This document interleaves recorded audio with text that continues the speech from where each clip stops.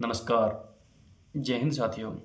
आज है 15 जनवरी और 15 जनवरी का दिन मेरे लिए एक ब्लैक डे यानी काला दिन कहेंगे तो इसमें कोई अतिशयोक्ति नहीं होगी आपको। वो क्यों, उसके बारे में आज डिटेल से चर्चा करूँगा। जैसे 15 जनवरी 2024 को मेरा दिल्ली पुलिस का फिजिकल था, उसमें मैं असफल रहता हूँ। उसके ऊपर एक आधारित एक छोटी सी कहानी है, ज़रा सुन के जाइएगा। दिल्ली पुलिस की कहानी स्टार्ट होती है कहाँ से? दिल्ली पुलिस की कहानी स्टार्ट होती है मई 2023 से। उसमें मैं तैयारी स्टार्ट करता हूँ अपने दिल्ली पुलिस के लिए। वहाँ पर मैंने RWA से शानदार तैयारी करी। RWA का मैंने परिणाम बैच लिया, उसमें मैंने बहुत मेहनत करी, काफ़ी अच्छा स्कोर किया मैंने एग्ज़ाम में। मेरा एग्ज़ाम में स्कोर था 80 और 80 स्कोर करना एक बहुत अच्छा स्कोर माना जाता है अपने आप में। फिर उसके बाद में आता है, मेरा रिजल्ट आ जाता है जैसे दिल्ली पुलिस का 31 दिसंबर 2023 को। अच्छे से 31 की पार्टी मनाते हैं इस खुशी में कि हाँ भाई अपना सिलेक्शन हो जाएगा, ये है वो है। पर खुदा को कुछ और ही मंजूर था। तो जैसे फिजिकल की डेट थी मेरी 15 जनवरी 2024। फिजिकल भी मैंने काफ़ी शानदार तैयारी करी थी, बट खुदा को कुछ और ही मंजूर था। तो उसमें क्या होता है कि 14 जनवरी को मैं चला जाता हूँ अपने घर से दिल्ली के लिए।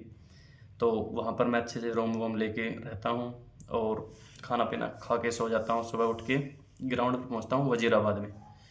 वजीराबाद में क्या होता है कि वहाँ पर एक जस्ट आपने कभी देखा हो तो साइड में एक समुंदर सा लगता है, वो बड़ा सा पानी का है वहाँ पर, हाँ नाला सा।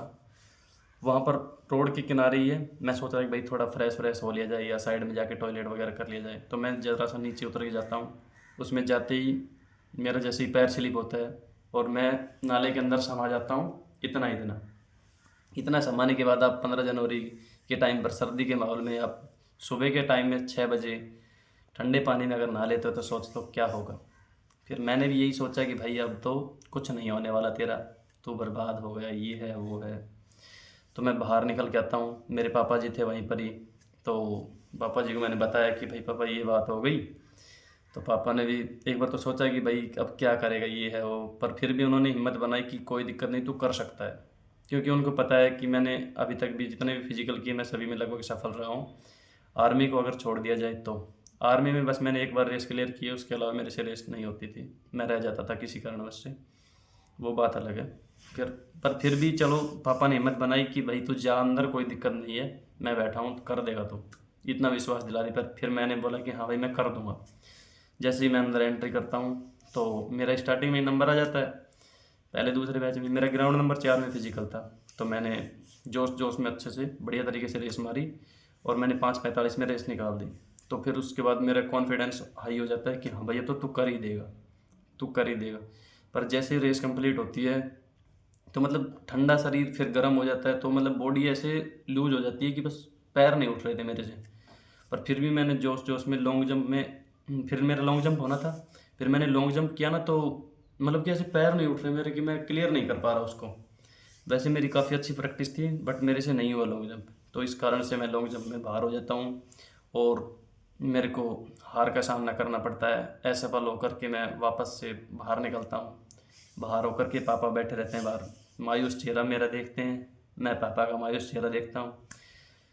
फिर कुछ नहीं, बस बाद में पापा हिम्मत बनाते हैं कि भाई बोलते हैं कि तूने यहाँ पर मेहनत करी है, कोई दिक्कत नहीं है, आगे भी मौके मिलेंगे ज़िंदगी में, ये तो है नहीं कि भाई ये लास्ट मौका है तेरे लिए, तो तू कर सकता है।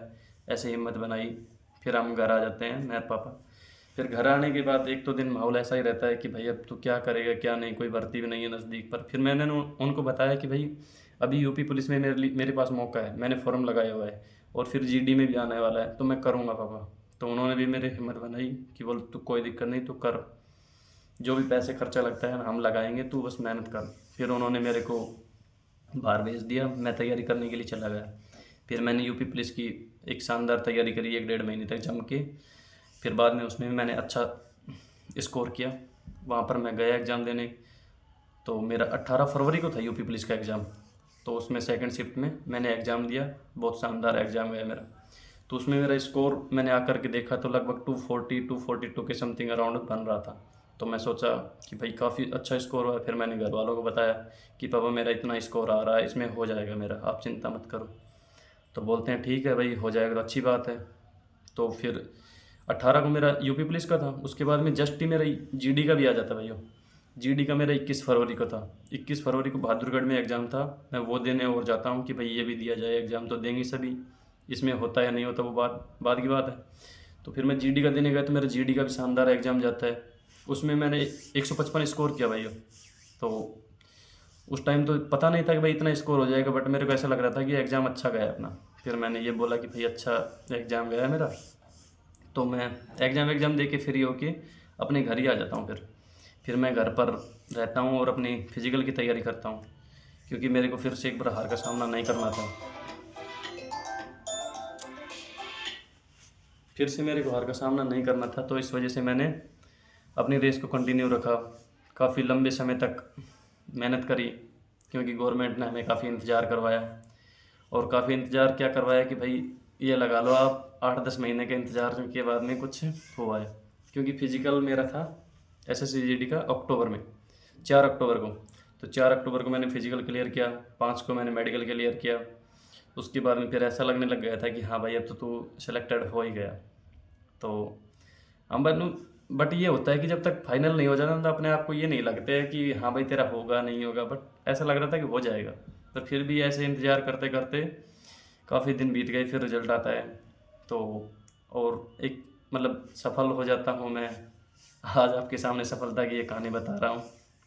अगर ये बता रहा हूँ तो सफल होने के बाद बता रहा हूँ, क्योंकि अगर मैं असफलता में ही अगर आपको बताता उस टाइम, तो आप सब लोग सोचते कि साला झूठ बोल रहा है, बहाने बना रहा है, असफल हो गए तो बता रहा है हमें, क्यों हुआ इसका कारण बता रहा है। तो उस टाइम मेरी कोई नहीं सुनता और सभी लोग यही बोलते कि तू झूठ बोल रहा है, तू बहाने बना रहा है। बट मेरे को हकीकत क्या थी वो मुझे ही पता है, मेरे दिल पर क्या बीती थी मुझे ही पता है, मैंने कैसे वो दिन निकाला था वो मुझे ही पता है।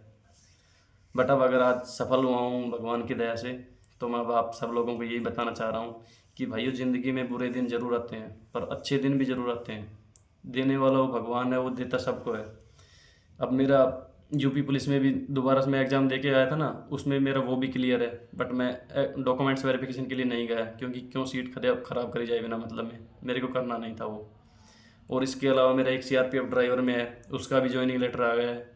तो एक साथ आप लगा लो कि 3 हो गए। तो जब वो कहते हैं ना कि जब वो भगवान देने वाला होता है तो देता है, जब छप्पर फाड़ के ही देता है भाई।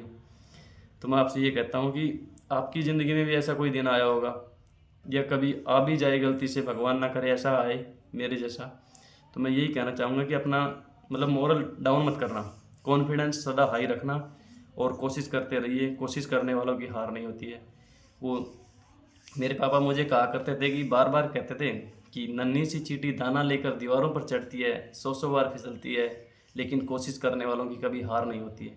और आज मुझे वो उनकी बातें हमेशा याद रहती हैं कि वो बोलते हैं कि उनकी बातें मतलब एक एक हमेशा दिल में छुपी रहती है, कि वो बात मेरे हमेशा ध्यान में रहता है। मैं उनके सामने कुछ शब्दों में बयां नहीं कर पाता हूँ, बट मैं बहुत रिस्पेक्ट करता हूँ। आई होप आप सब लोग भी अपने माँ बाप की खूब रिस्पेक्ट करते हैं। मैं आपसे यही कहना चाहूँगा भाइयों बार बार कि कोशिश करते रहिएगा, कोशिश करने वालों को कभी हार नहीं होगी। और अब मेरा SSB में ज्वाइन हुआ है, तो मैं SSB ज्वाइन कर रहा हूँ। 21 तारीख को मेरे को गोरखपुर रिपोर्ट करना है, वहाँ पर मेरी ट्रेनिंग स्टार्ट होगी। और वहाँ पर आपको मतलब आप लोगों का भी वेलकम है, 2025 वालों का आपका भी, आप भी वहाँ पर आओगे तो आपके लिए मैं ट्रेनिंग से संबंधित जो भी वीडियो है वो अपलोड करता रहूँगा कि भाई क्या होता है क्या नहीं होता वहाँ पे। अगर किसी भाई का छोटा मोटा डाउट है किसी से लेके पढ़ाई से रिलेटेड, कि कोई कुछ पूछना चाहे मेरे से कि भाई मैं आपसे यही जानना चाहता हूँ, तो आप पूछ सकते हो। और मैं लास्ट में यही कहना चाहूँगा कि भाइयों आपने अंत तक वीडियो देखी है तो इसके लिए आपका बार बार धन्यवाद। और वीडियो को लाइक करिएगा, चैनल को सब्सक्राइब करिएगा। Thank you.